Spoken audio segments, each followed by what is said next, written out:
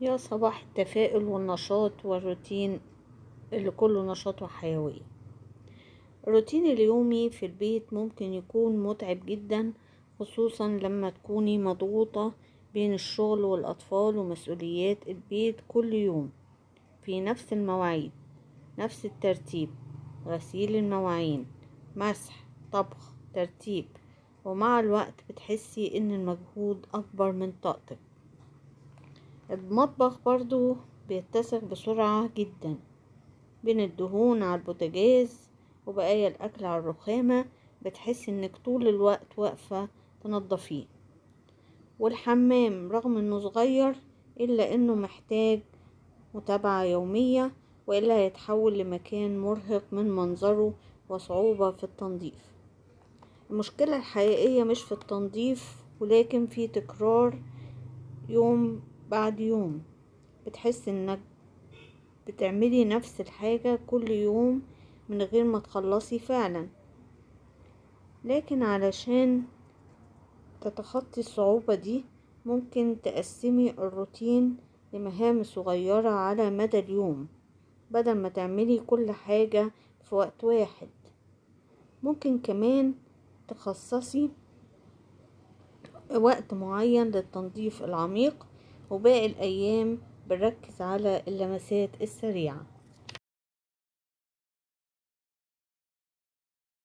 الروتين اليومي صعب فعلا، لكن الاستمرارية فيه بتخلي البيت منظم ونظيف، والأهم إنها بتقلل التراكم اللي بيخلينا نتعب أكتر في الآخر. عشان بيتك دايما يكون نظيف ومنظم، لازم يكون عندك روتين يومي بسيط وسهل ومش محتاج وقت طويل، لكن بيفرق جدا في الشكل والنفسية. أول حاجة في الروتين اليومي بنبدأ بغرفة النوم. قبل ما تخرجي من اوضتك الصبح، رتبي السرير على طول. الحركة الصغيرة دي هتدي شكل مرتب ونضيف للغرفة، وتخليكي متشجعة باقي اليوم.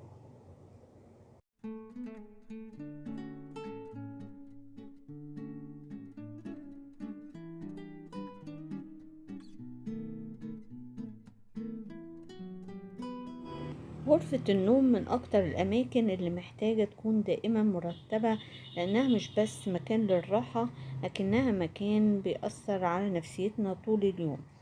عشان كده هقولك على خطوات بسيطة لتنظيم غرفة النوم. أول حاجة، افتحي الشباك لدخول الهواء والشمس. دي أهم نقطة، يدي راحة نفسية وطاقة إيجابية. تاني خطوة، ترتيب السرير. ابدأي دايما بترتيب السرير أول ما تصحي. بمجرد ان تشدي الملاية وتحطي المخدات وتوضبيها، الغرفة كلها بتظهر بشكل أنظف وأجمل. بعد كده، لو في ملابس على الكراسي جمعيها أو على الأرض وحطيها في الدولاب لو الملابس نظيفة، أو حطي الملابس المتسخة في سلة الغسيل. هتتخلصي بكده من الكركبة. برضو الكومود، امسحي الكومود أو الطاولة الجانبية وخلي عليها أبسط الحاجات. حطي عليها أباجورة، كتاب أو كوب مياه. كل ما الحاجات أقل، الشكل بيبقى أهدى.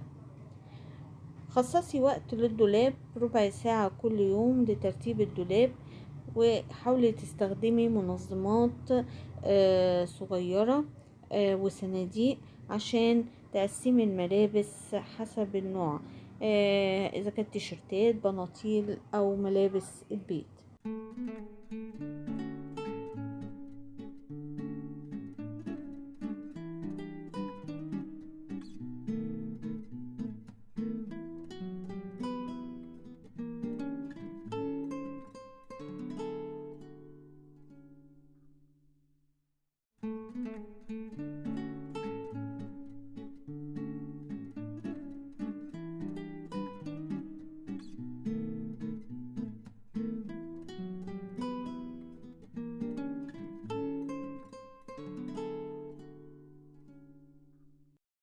بعد ما بخلص من أوضة النوم وارتبها، بدخل على المطبخ.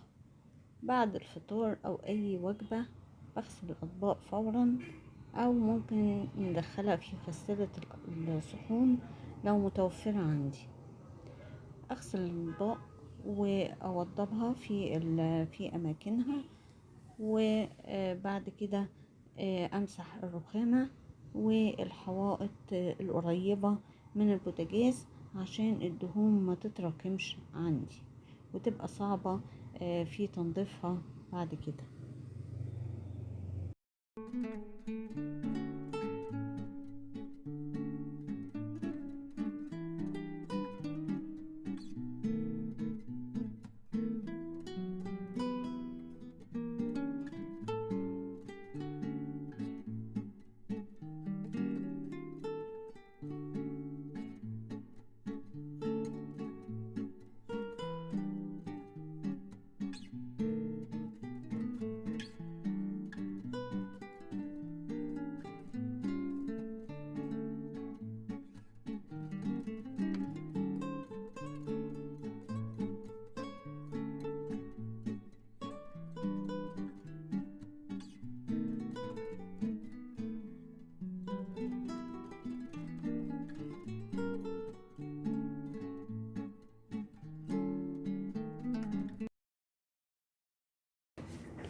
والبلانشة الخشب اللي بنقطع عليها اللحمة ممكن ننضفها بشوية ملح وليمون وبشوية بيكربوناتو مع خل. ممكن ننضف البوتاجاز.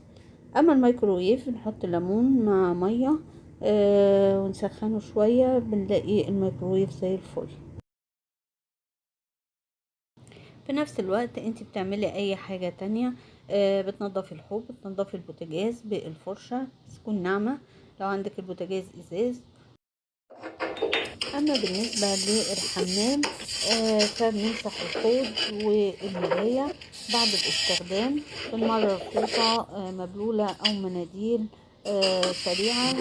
كمان لو عندي بخاخ معقم رشي على قاعدة التواليت وامسحيها.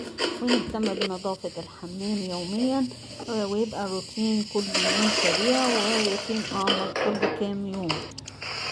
وبعد كده الأرضية بنرشها بالمية وبالخرطوم على الأرضيات، والحوض بيساعد على إزالة أي بقايا صابون أو أوساخ. بعد كده بقوم بمسح الأرضيات. مش لازم تكنسي كل يوم بالمكنسة الكبيرة، لكن على الأقل مراري مكنسة يدوية أو ممسحة سريعة للأماكن اللي بتحرك فيها الناس أكتر. وبنستخدم في انواع كتيرة من المساحات، اللي هي المساحة الدوارة دي سهلة في الاستخدام وبالعصر، وممكن تستخدميها كل يوم لإزالة الأتربة. او المساحة السريعة دي برضو مش لازم اكب مية كتير، بستخدمها برضو سهلة وسريعة.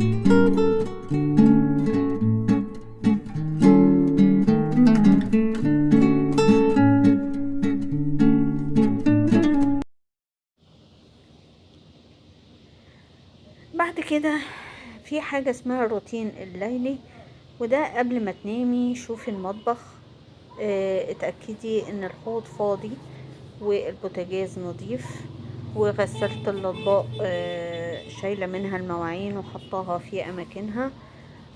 ولازم الحوض يبقى فاضي عشان ما يتراكمش الحاجات وتبقى صعبة وتلزق فيها الحاجات. وبنرص الاطباق والمجات في اماكنها، وبنتأكد من نظافة البوتاجاز، وبيبقى شكل المطبخ نظيف ومرتب. وكل حاجة بتبقى في اماكنها. كمان لازم اتأكد من الغسيل، كل حاجة اشيلها في مكانها واطويها عشان ما يتراكمش عليا.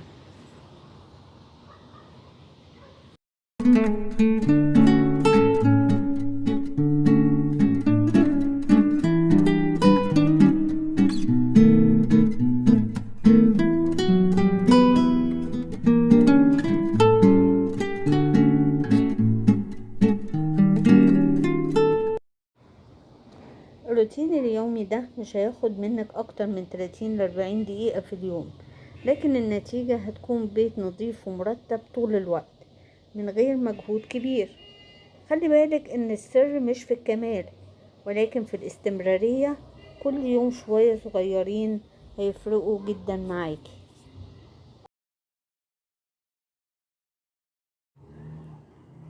واخيرا، بعد معركة ملحمية مع المواعين والكنس والمسح، أعلن رسميا إني أنجزت شغل البيت وأستحق وسام الشجاعة من الدرجة الأولى. إذا عجبك الفيديو ما تنسيش تعملي لايك واشتراك وكومنت عشان يوصلكوا كل جديد، وشكرا على المتابعة.